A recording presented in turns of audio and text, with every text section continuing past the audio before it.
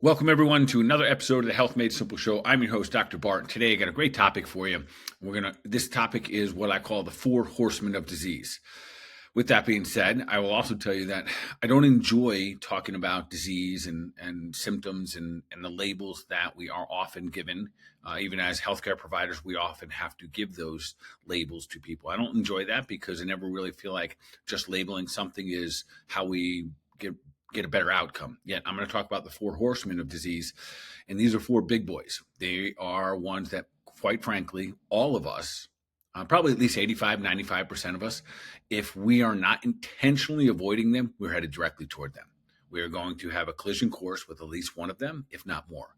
So I bring in this topic today just to shed light on it, that these are all chronic diseases, and most of the people in our country are going to get one of the 4, if not all 4. In this simple conversation today is an opportunity for you to do a gut check and just see, are you on a collision course with one of these 4 horsemen? And if you are, I'm going to give you some very, very specific things. I'll give you at least 2 tests to run that are very, very proactive, quite frankly, to see where you are. It's kind of just measuring and to see, where are we today? Are we headed in the wrong direction? These will give you an opportunity, some things to take action on. And I'll also give you a couple foods and some supplements to kind of tie in there. I don't know that any of this is going to be completely new to you, although it might be, especially if you've been listening to me for a while. Yet I want to lay it out in such a way that you understand who the 4 horsemen of disease are, that they're chronic diseases, that we can avoid them, but it takes preventative actions well in advance. All right, with that being said, everybody, welcome to another episode of the Health Made Simple Show. Glad that you're here. Keep doing your thing. We continue somehow, some way. Well, I know that way. It's through you guys. We're reaching a bigger audience, which is fantastic. So keep doing your thing on all the means that you can follow us and share and do all the good things that you're doing. Instagram, follow us there at Dr. Bart Precourt. And then, you can find us on YouTube, on Spotify, on Apple Podcasts, and anywhere that you can. Drop a like, a share, a follow, all those things that help those help the algorithms, and they help us essentially reach more people with this free information. All right, with that being said, let's dive in. What are the 4 horsemen of disease? Well, this is the goal. I'll define what the 4 horsemen of disease are. What are they? Who gets them? How to avoid them? What tests should we be running? And then what foods, what supplements can we take so we're taking action on a daily basis that's moving us away from them and toward better, stronger version of ourselves that we're always just kind of seeking out. All right, with that being said, what are the 4 horsemen of disease? Here it goes. Heart disease, number 1. That's one of the 4 horsemen. So it's heart disease, it's metabolic disease, throw in type 2 diabetes, fatty liver disease, all of those good guys there. Not good guys, bad guys. Cancer and neurodegenerative diseases. The neurodegenerative diseases include things like Parkinson's, Alzheimer's, dementia. Many of you know that my podcast that we produce each week, that I don't have this master plan. I'm in practice, and often what will happen, what drives the topic that I'm going to talk about is what I see in office. And I've mentioned it many times on a podcast, or if you've had conversations with me personally, I'll tell you that I think the worst thing out there for a family or an individual to go through is having a family member with either Parkinson's, dementia, or Alzheimer's. And this week happened to run into a couple episodes of those, and it was a reminder to have this conversation with you. And it was a reminder even for myself, my family, my friends, and then really goes, we're going to do a dog episode after this as well. So we'll talk about dogs as well. So the 4 horsemen of disease, again, heart disease, type 2 diabetes, that's all the metabolic disorders, cancer, and neurodegenerative diseases. Everyone listening to this, imagine or just assume right now you are headed toward at least one of these, if not all of them. And I'm going to shed some light on how we avoid these today. So listen, these are chronic diseases. One of the hardest things I come across as a healthcare provider for the last 28 years now is when someone comes in and says, hey, doc, I just got diagnosed with blank, or mom did, or dad did, or my son, my daughter, whatever it may be, your friend, coworker, and they say, well, they got cancer, they have Alzheimer's. Folks, as much as we think it happens in the moment of diagnosis, it does not.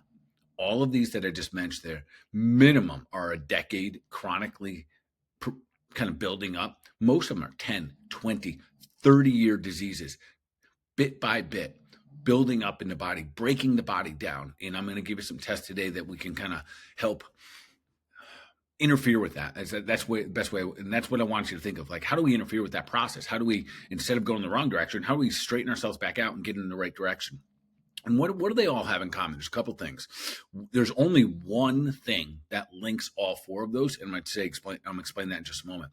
But ultimately, what I want you to think is that they are all part of what we call the inflammaging. That's inflammation as we age, and is causing this inflammatory state in the body that ages us extremely fast. Ultimately, what happens in the body as we age, as we have toxins and we have deficiencies and we have challenges going on with the body, we end up with these cells in our body that aren't necessarily getting killed off entirely through things like autophagy, and they hang around longer than they're supposed to. We call these senescent cells, often nicknamed zombie cells. They're just hanging around the body, and they're interfering with our great function. They're interfering with our ability to heal, to recover, to repair. That's what makes things like, wrinkles start to come about, muscle atrophy, weak bones, all of these different types of things. Now, inflammation in the body is often what is causing an increase, or a big component of all of these different zombie cells. So to reverse engineer this, we want to reduce the inflammation. There is one marker, one test out there that I've talked about here in this podcast before. I encourage everyone at least once a year, at least once a year, to get tested. It's called insulin resistance. Are there other markers you can test for when it comes to like type 2 diabetes, metabolic disease? Yes. I typically will test multiple ways for me to truly understand the metabolic system. So I'm testing hemoglobin A1C, I'm testing blood glucose, I'm testing insulin resistance, I'm checking your entire lipid panel, including your triglycerides and your HDL ratios. I want to see all that. I want to see your daily insulin. We want to see all of these different markers so we get a sense of what is your metabolic system doing. Is there even any writing on the wall that there could be some insulin resistance on its way? Insulin resistance is the only marker that links heart disease, type 2 diabetes, cancer, and neurodegenerative diseases. That's the only link that we have for all four of those, a commonality. So what does that mean to us? Let's figure out if we have it, if the writing is even a little bit on the wall, and then what to do about it. For those of you who are not familiar with insulin resistance, really what it is eating carbs and sugar, the predominance of our life, and eventually your body metabolizes your sugars and carbs differently. You become resistant to be able to get the sugar in and out of the cell. And that's what we call insulin resistance. Typically, not always though, you'll see some level of obesity and building up of fat cells. But I will tell you, that wasn't the place for me. When I first tested my insulin resistance, I did not score well. And folks, I was walking around at 14% body fat. Visually, you would have said, absolutely no way do I have it. Yet I did. And I thank goodness I tested. So listen, even if you think you work out good and you think you have a good diet, all the above I believed, and I even looked the part. The challenge is that I was a frequent eater. So for example, my wife used to always joke and say, you don't eat a big meal because you're always eating. And she was absolutely right. I was one of the ones who kind of grazed all day, snacked all day. So when it come dinner time, I didn't really want a big meal. And really, what does that mean? It kept my blood sugar up high. And over time, I was developing insulin resistance. So you get a score.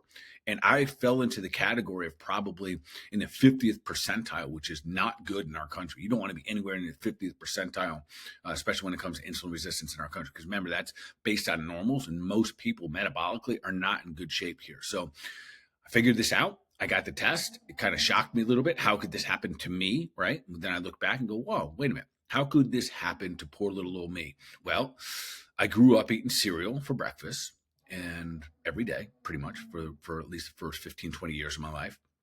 If it wasn't cereal, there was waffles, muffins, toast, maybe what else? We have pancakes, all that yummy American food that we typically eat. At lunch, peanut butter and jelly sandwiches, maybe a bag of chips. Maybe I ate something really good like turkey and cheese on bread. At night, not uncommon, we had bread, potatoes, starches, what else?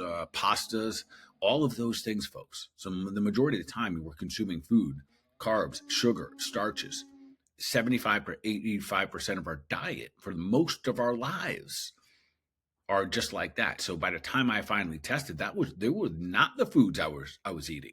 They were still involved with it, but certainly not on that level. That was probably 10 to 20% of the foods I was eating were those foods, and I still had it. So that being said, this is a test. And for us, if you want us to run the test, we'll be happy to. I'll make sure there's a a link in the notes below. This is part of our comprehensive either male panel or a female panel. I do recommend you run it with all of the other markers so we get the big picture here. All right, with that being said, the one common link between the four horsemen is insulin resistance.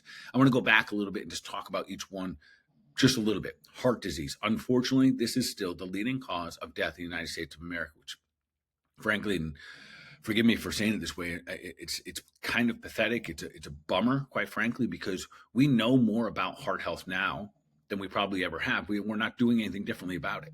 We still have the same medical procedures. We still have the same policies. We still have, you have high blood pressure, take a low blood pressure medication. You have the same medications, the same approach toward heart health. Everything is blamed on cholesterols. There's no conversations about diet. There's no conversations about impact of stress or poor sleep, etc. But here's what we do know about the heart. It's a muscle. And if your muscle any muscle in your body is deficient in nutrients, you're going to get abnormal and almost always negative response from it. You're going to get a negative action. So the muscle might go into spasm. It might not work as well. It might slow down. It might, in the beginning, it could speed up. But we know that if we are nutrient deficient, your heart will pay the price for it. Could be magnesium, could be B vitamins. And those two right there, folks, those are the two most deficient nutrients in the human body. One's a mineral, one's a vitamin. And both of those negatively impact the heart. That is why we see so many people. And again, none of this input I'm giving you today is to circumvent any medical advice that you're getting or any medications that you're on. This is not medical advice. It's just information for you to better gain so that way you can make a better version of yourself. It's kind of my disclaimer I have to share with you. Anyways, go back to the heart. As we see so frequently by adding magnesium and adding B vitamins, the proper ones, whole food sources, that we see a lot of people, their heart issues start to go away quickly. All right, with that being said, now let's move into number 2, type 2 diabetes, one of the four horsemen.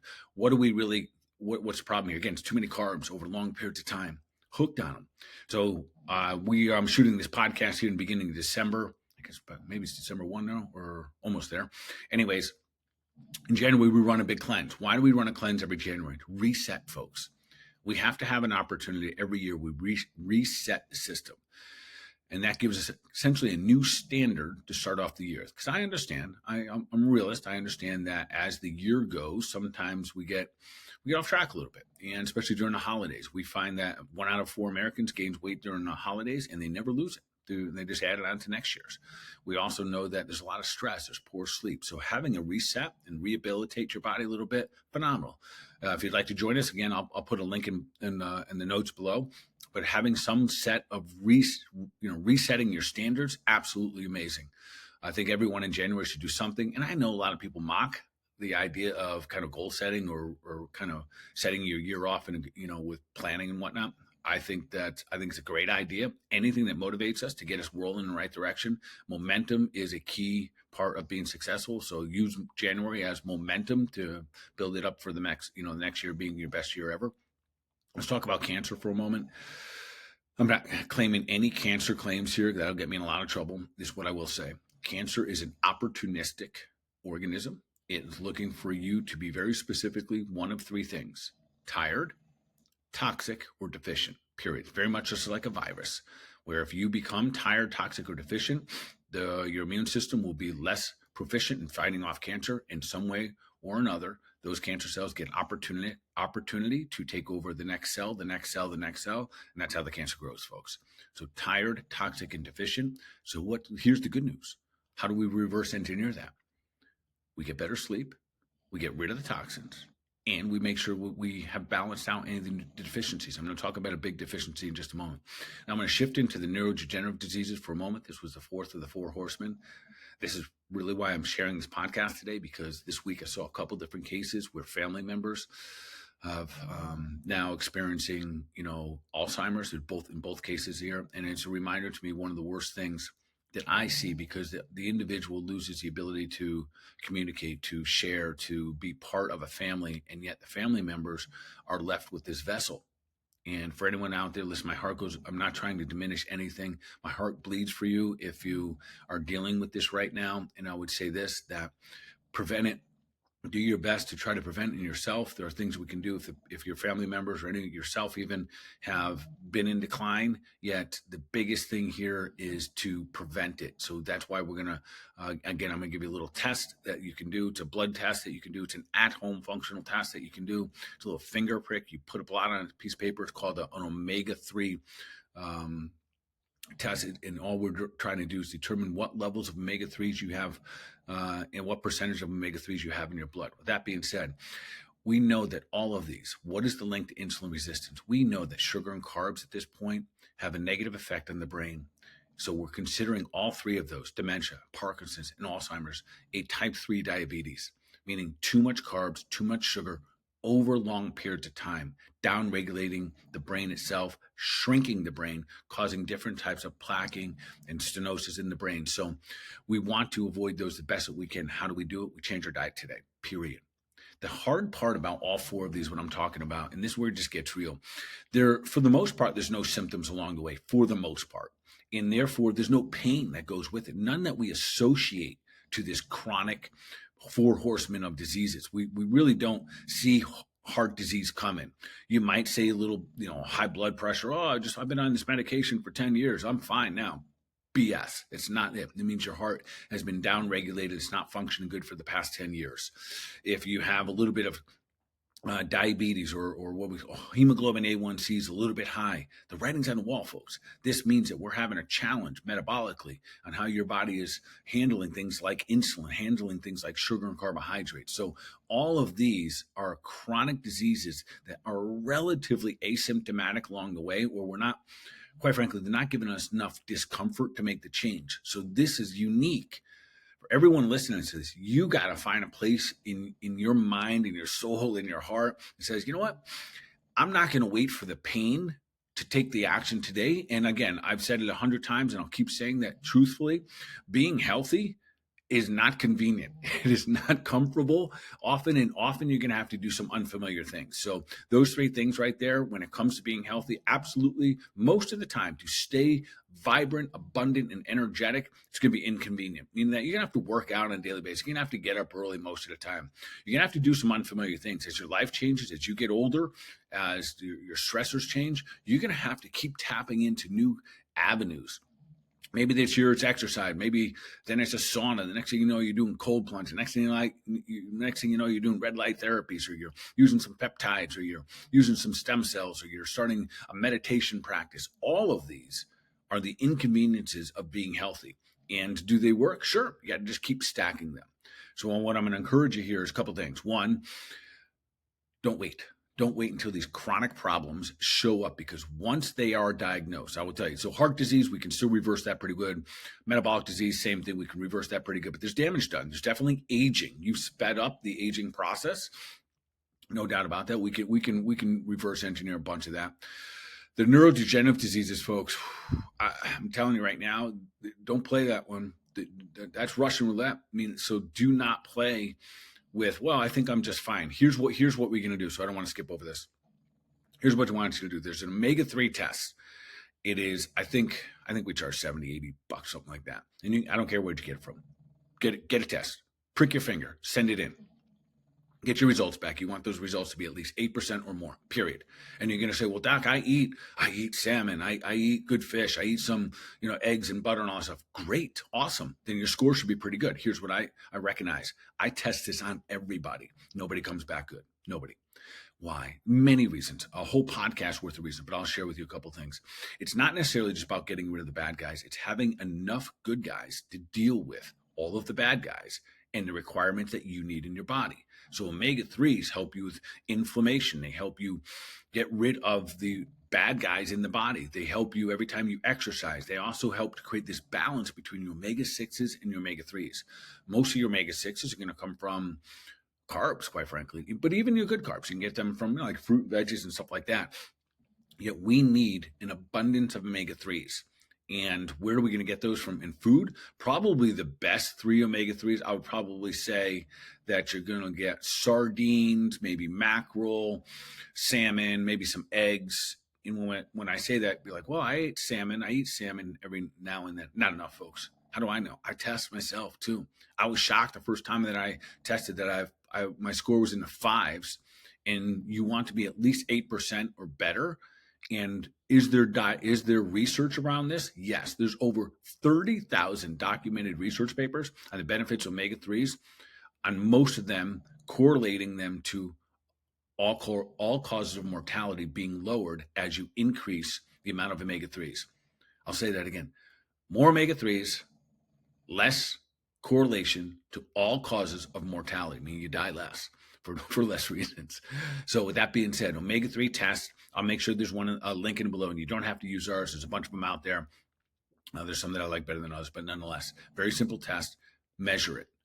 Then you go home. This is what you do. You measure it. If you're below 8%, you load up on particular types of omega-3s. My preference is getting something that has a high level of DHA. Then that could, and then a little bit of EPA as well. One's really good for the brain. One's really good for the inflammation in the body. So like heart disease, for example. So we want to make sure we load up on that. And after about 3 months, test again. And then you find out where you are. So let's not guess. Let's make sure that we are testing. Are there some bad fish oils out there? There absolutely are. So make sure that you're getting them resource, or where you're getting them from. Usually the cheap ones are not good for you. So let's kind of keep it at that. All right. So with that being said, we're going to test insulin resistance.